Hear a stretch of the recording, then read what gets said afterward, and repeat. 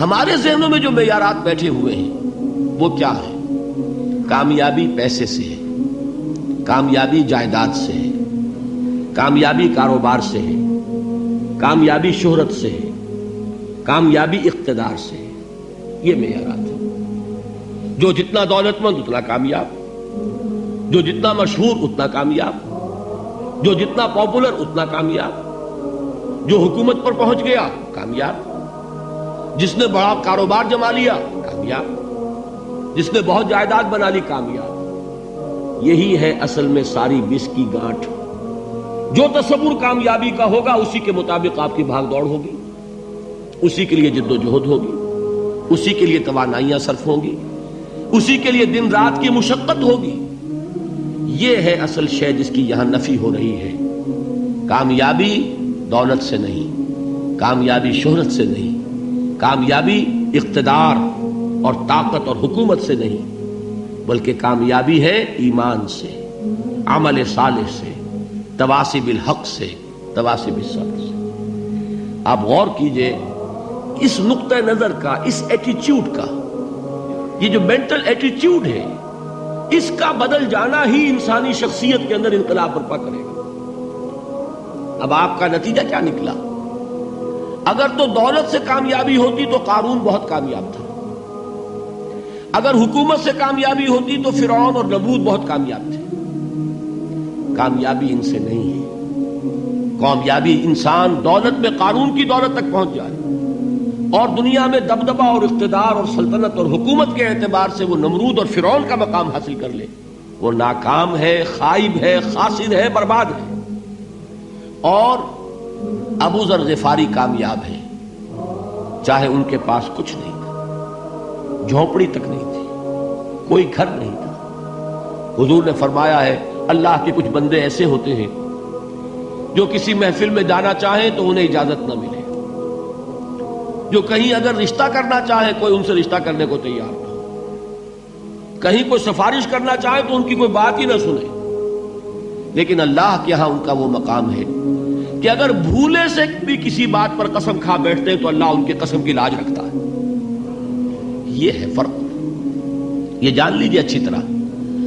اس بات کا مان لینا آسان، اس پر سبحان اللہ کہنا آسان، لیکن اس کے مطابق آپ کے اپنے ذہن کا بدل جانا بہت مشکل.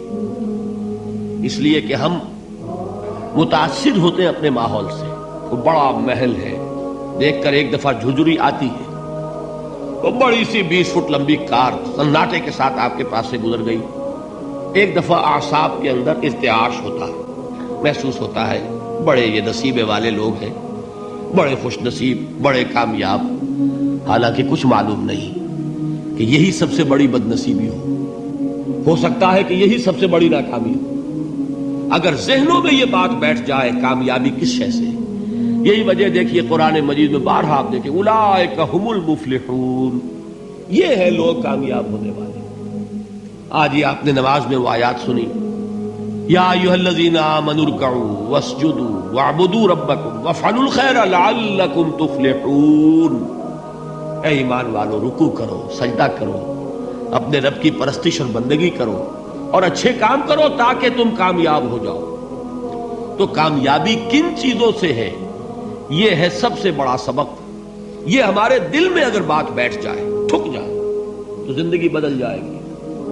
صبح و شام بدل جائیں گے، نقشے بدل جائیں گے، بھاگ دوڑ کا رنگ بدل جائے گا، ویلیو سٹرکچر بدل جائے گا. آج وہ ایک چیز نہایت اہم نظر آ رہی ہے، کل نہایت غیر اہم نظر آئے گی.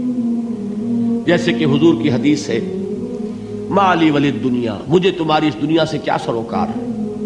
انما مثلی کراکب استظل تحت شجرۃ ثم راح فترکها، میری مثال تو اس سوار کی سی ہے جو تھوڑی دیر کے لیے ایک درخت کے سائے میں ٹھہرتا ہے سستانے کے لیے، پھر وہ اپنا راستہ لیتا ہے. اسے اس درخت سے مستقل تعلق اس کا نہیں ہے، وہ اس کا گھر نہیں، وہ اس کی منزل نہیں. اسی طرح یہ دنیا میرا گھر نہیں ہے.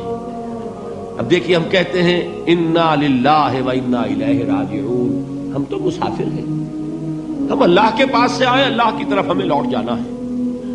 کن فی الدنیا کانک غریب و عابر سبیل، حضور فرماتے ہیں دنیا میں ایسے رہو جیسے کہ تم اجنبی ہو یا راہ چلتے مسافر ہو. لیکن یہ طرز عمل کب ہوگا؟ جبکہ یہ آیت ہمارے ذہنوں کے اندر بیٹھ گئی ہو. والعصر ان الانسان لفی خسر الا الذین آمنوا وعملوا الصالحات وتواصوا بالحق وتواصوا بالصبر. یہ ہے اصل بات جو میں نے عرض کیا تھا کہ میں بتاؤں گا صحابہ کیوں ایک دوسرے کو یاد دلاتے تھے. اس لیے کہ دیکھیے جیسے برف باری اگر ہو رہی ہو، آپ باہر نکلیں گے تو برف آپ کے کپڑوں پر جم جاتی ہے نا، تو آپ جھٹکتے ہیں کپڑوں کو تاکہ برف ہٹ جائے. ہمارے ایمان پر اس دنیا میں رہتے ہوئے جب ہم متاثر ہوتے ہیں ماحول سے تو گردہ آ جاتا ہے، برف پڑ جاتی ہے، اس کو جھٹکتے رہنے کی ضرورت ہے.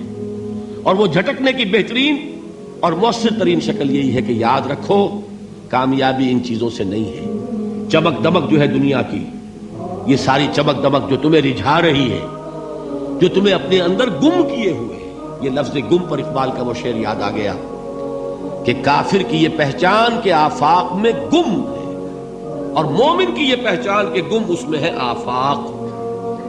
تم گم نہ ہو کر رہ جاؤ، اس میں مبہوت نہ ہو کر رہ جاؤ، مرعوب نہ ہو کر رہ جاؤ.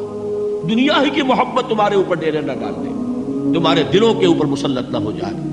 لہذا تازہ کرتے رہا کرو والعصر ان الانسان لفی خسر الا الذین آمنوا وعملوا الصالحات وتواصوا بالحق وتواصوا بالصبر. پھر یاد کر لو، پھر تازہ کر لو اپنے اس یقین کو کہ کامیابی دولت سے نہیں، کامیابی ثروت سے نہیں، کامیابی اقتدار سے نہیں، کامیابی شہرت سے نہیں، کامیابی جائیداد سے نہیں، کامیابی ہے ایمان سے، کامیابی ہے عمل صالح سے، کامیابی ہے تواصی بالحق سے، کامیابی ہے تواصی بالصبر سے. یہ چار چیزیں ہیں کہ جو کامیابی کے لوازم